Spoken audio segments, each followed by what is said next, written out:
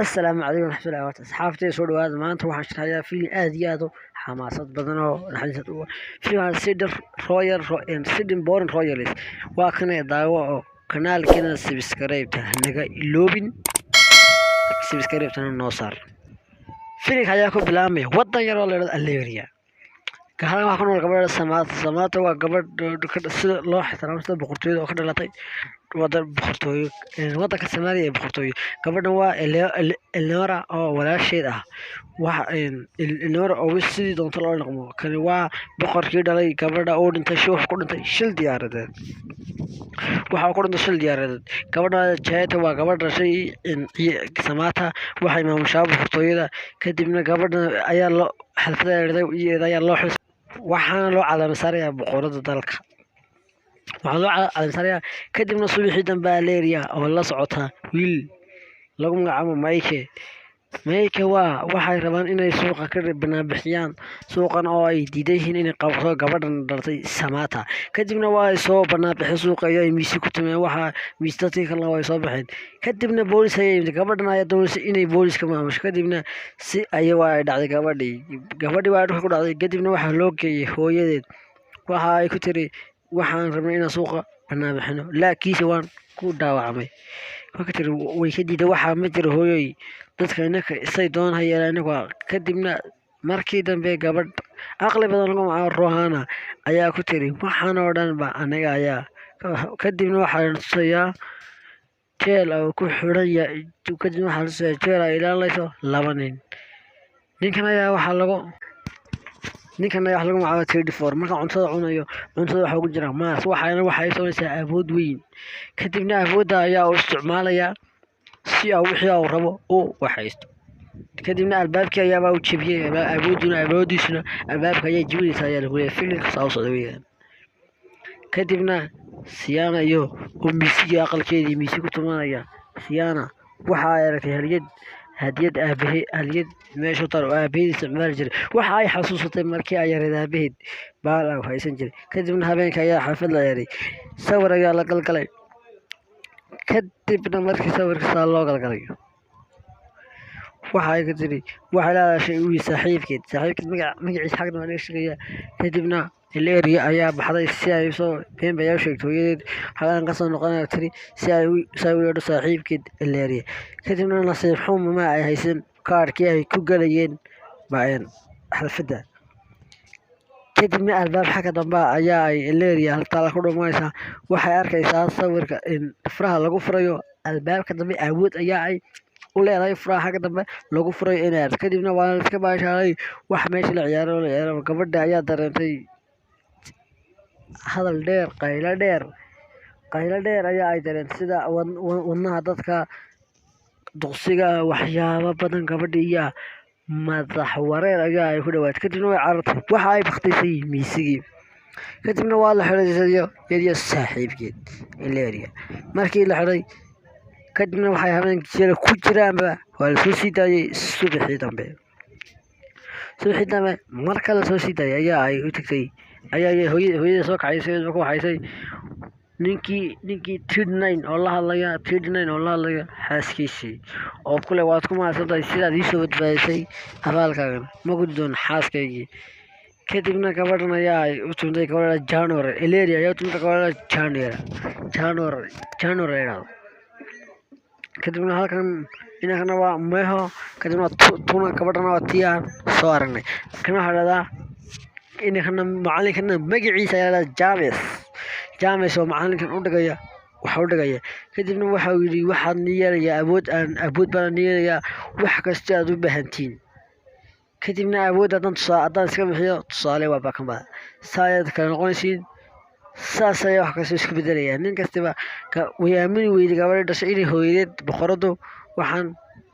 ka maamula tahay kadibna waxa ay tusaale bixisaba hadal dheer badhamaantii waa la isku raacay kadibna markii la isku raacay in arrintii la qabto oo la waxeeyo James iyo boqoradii dalka ayaa ku heshay inay gabadhan tababaraan si ay u ilaaliyaan boqortooyada si ay u ilaaliyaan kadibna tababarkii ayaa bilaabmayba dhulkan waxa la yidhi nin kastiba ha carro waase waxaa jira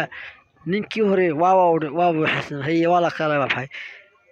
nin kastiba awood gaar ayaa la siinaya si ay u waxayso gabadha ayada waxay inay isqariso oon la arkin baba inay isqariso oon la arkin baba kadibna gabadhana waxa dhawaaqa soo baxay inay ka gabato wax kasta oo orodkeeduna oo xawliya wax kasta ku soo socdana ay iska eegto ay waxayso waa kan macallinkii tababarkii ka soo dhamaaday gabadhana waa isqarinaysaaba tan kalena way ka xaday oo taa lama arkayaba kadibna kana isagu waxayna kadibna subaxii dambe ayaa tababarkii labaad ayaa bilaabmaya kadibna waxa uu ku yidhi waa in awooddiina la dheereeyaa si aad wax kasta oo inoo dhow aad waxaysiin kadibna markaasaa ay ku tiri ayaa wax kasta oo inaga hor yimaada si aad u ogasiin haye markii dambe ayaa waxaa halkan socdaa macallinkii jaamacadda iyo kale wuxuu inuu xakameeyo ayga gabadha kale teelana waxaa la rabaa inay waxayso orod dheer oo si ay mid kasta mid ugu fiicnaado kana waxaa loo xil saaray sida uu shinnida u maamulo gabadhana waxaa laga xaday qarinteedii dadka isku qarinsay iyadna waxaa laga xaday fikirkeedii kadibna gabadhan aana ayay ka xadaysaa si biyaha ay ugu dhex neefsato gabadhana biyaha ku dhex neefsato kadibna ninkii macallinkii ayaa ugu daray sun si ay siduu u kala arko ardaydan oo meesha ku hayo kadibna wiilkii markuu aabila joogay wiilkii ayaa laga dareemay kadibna isaga nisaga ayaa waa uu shadkii waxba waa laga dareemi waaya kadibna waxaa la tusay gabadha ayaa tusay aqalka boqortooyada waxaa lagu ilaaliyo kadibna mid kastiba awooddiisii ayaa waa uu la soo baxay si xag dheeri ah kadibna waxay yidhaahdeen adiga waan kuu soo celinaynaa awooddaadii kadibna kan waxa uu maamulayaa shinnidu dhinac kasta ay jirto gabadhana waa biyo bay ku dhex neefsatay way ku dhex guulaysatay biyo ayaa ay ku dhex neefsatay gabadhana waxaa laga haday sabteedii kadibna waa uu la kacayba waaba u soo ceshayba waa ay farxday uu soo ceshay sabteedii sabab macallinkii jaamacadda oo ku guulaystay oo teeram waxaa la galay imtixaankii kale saddexaad habeenkii isagoo jooga ayaa waxa uu soo baxay waxa uu geliyay howlgalkii markii loo baxay ayaa uu shaqo geeyey kadibna waxa uu ka yidhi dahabkan gabadhan dahabka ilaalisa gabadhan waxay juuqda waxaa soo weerartay burcad kadibna burcadii ayaa dileen kadibna waaba la khiyaamayba dahabkiina waaba la qaatayba waa la khiyaamay macallin jaamays aad ayaa uga cadhooday arrintaas kadibna waabay kala socdeenba gabadhan oo la hadlaysa saaxiibkeeda sambiswaaro galabtii dambe habeen waxa ay tageen digeen badda si ay xeebta si ay usoo waxaysmaan kadibna january ayaa khiyaamo samaynaysa kadibna si ay baqo u galaan qasrigooda ayaa ay dhuumaalaysanayaan waxa ay tustayba meesha muusigeeda ay ku heesto kadibna ninkii saaxiibka tina ayaalkii jooga saaxiibkeeda ayaa waaba la afduubtay waxaa yimiday ayaa wixii soo dhex galay kadibna waxa uu sheegay inuu yahay adeerkeed jaamacadna waaba arrinta ka yaabee kadibna waa ay diiday inay ka hadho ciidankii tababarkaa la siiyey ayaan ku dhamaysanaya tir tababar baa la siiyey ninkan waa nin awooddiisa wato wixii uu weelaayayba kadibna waxa uu sheegay inuu yahay adeerkeed january ayaa awooddeeda la soo baxday kadibna macallinkii tedna ayaa dhashay kadibna tedna ay dhakhtarkii la geeyey gabadhii si ay ugu qanciso inuu adeerkeed yahay ninkan hay wacaysan kadibna waabay diidayba hadalkiina waa ay ka qaadan weyday inay ku hayso kadibna waxay xasuustay waaba la xidhayba edna waa adeerkeeda nii sheegay oo ku xidhan jeelka waa tii aamini lahayd gabadhuna waa tii aamini lahayd gabadhan kalena waata u sheegaysa in maxay arrintan oo dhan ay ka qancdo oo yahay adeerkeed kadibna waaba way qanci weynay gabadhii inuu yahay adeerkeed kadibna habeenkiidoo la fadhida saygeedii amba odaygeedii ayaa arrintan u sheegtay waa ay yaabtay adeerkay kadibna markii maalintii dambe xalfadii la caleema saarayo ee boqortooyo badan ay isku yimaadeen ee gabadhii la caleema saarayo kadibna January waa khiyaantay waatan way khiyaantay kadibna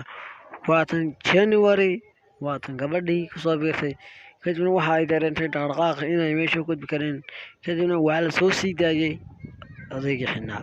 waxay ka haysatay afartii si ay ula qayb galaan shaqada meeshana gabadhan waxay aragtay January oo khiyaantay oo banaankana joogta kadibna waxay ku tiri aamus anaa kaa furaya waa saygeedii markaad hore islaayeen aamini waaye waxay ku tiri hadal iyo dhammaanteed kadibna January waa khiyaantay waa soo qabtay waxaa la tusay dhalintii inay ku guuleysteen arrintoodii oo dhan filimkiina way ka yaabiyeen waa filimka iyagoo si xiraysan kadibna waxa uu yimiday 39 oo jeel ka soo baxsaday 39 ayaa loo tashaday kadibna 39 ayaa waxay wax ka dambaysa boqoradiina waa loo xisaaray safetyna waa loo dhiibay sidaas ayaa oo filimkii kuwii ay ku guuleysteen awoodoodii iyo inay gaadhaan alaabtoodii asxaabtina haddaad jeceshiin filmaan sidana waan soo waxaynaa fadlan subscribe saar kanaalkeena Faina Technology waad ku maadsantay daawashada kanala soo gaadhay filmaanta sidana waan soo galaynaa assalaamu calaykum waraxmatullaahi wabarakaatu